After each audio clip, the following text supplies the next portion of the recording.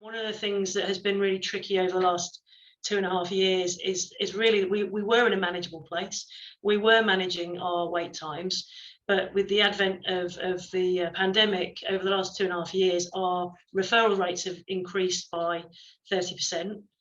But also the complexity of young people has actually spiked as well. So the amount of sessions they need on average has increased by 33%. And I think that's a bit of a perfect storm when it comes to wait lists. And our waiting time is 9 weeks into assessment, and we weren't hitting that. We had young people that were waiting for months and months. So it really was something that, I didn't have to go to the service and say, we're not doing well at this and we need to do better. People were coming to me saying, we can't cope, we're booking appointments now 6-9 months ahead. This can't be our standard. We're not happy with this, and our quality of delivery was still there, but our ability to do it in a time frame that was manageable wasn't. So it was everybody saying at the same time, we have to do something about this.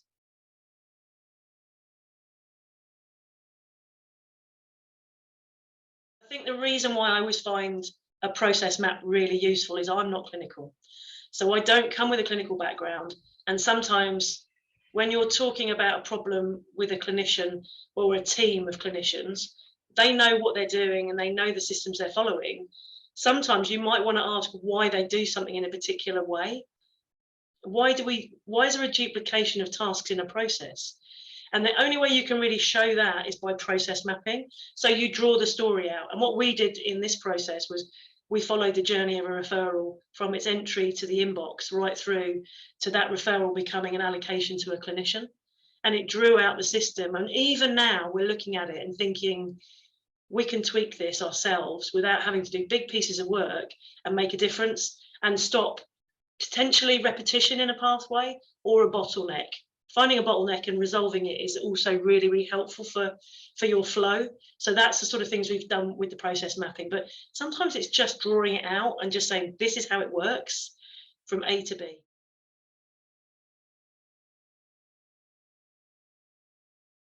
So we're now thinking about these 2 new pathways. It's not automatically seeing a clinician one-to-one. We're actually thinking about developing this larger group pathway, things like anxiety, depression, groups of parents managing behaviour, non-violent resistant training, all those sorts of things that can actually take some of those young people, and instead of one person seeing one person or one young person, they're actually seeing 10 or 12. And then we run those groups now in a cycle. So when one finishes, we automatically start another. And the other things that we've been doing is, there hasn't been the capacity. So a lot of new staff have come through CAMHS. So there's people here that have never run a group here before. So we're pairing them up with the more experienced staff so that they have a group buddy. And then once that group's run for maybe 6 or 12 weeks, they'll then take the responsibility of running that group. So immediately we end up with, after the first round, 2 people that can deliver the same group. So that's increased our capacity.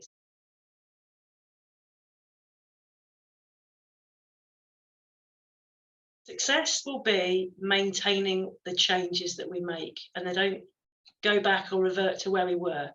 Because what you'll do is you'll create a system that has flex in it, and it's flexible to the referral rates coming in, so that you can manage it and you don't have wait lists at the end.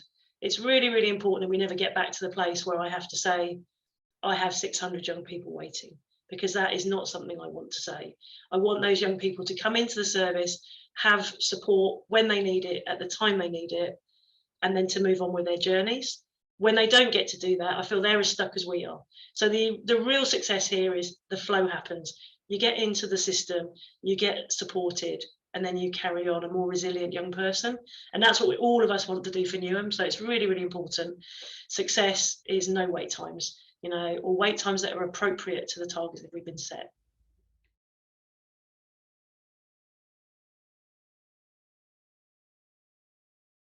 I think I would say get involved in the stuff that is happening in the trust, because it is rooms full of people talking about the same problems in slightly different systems.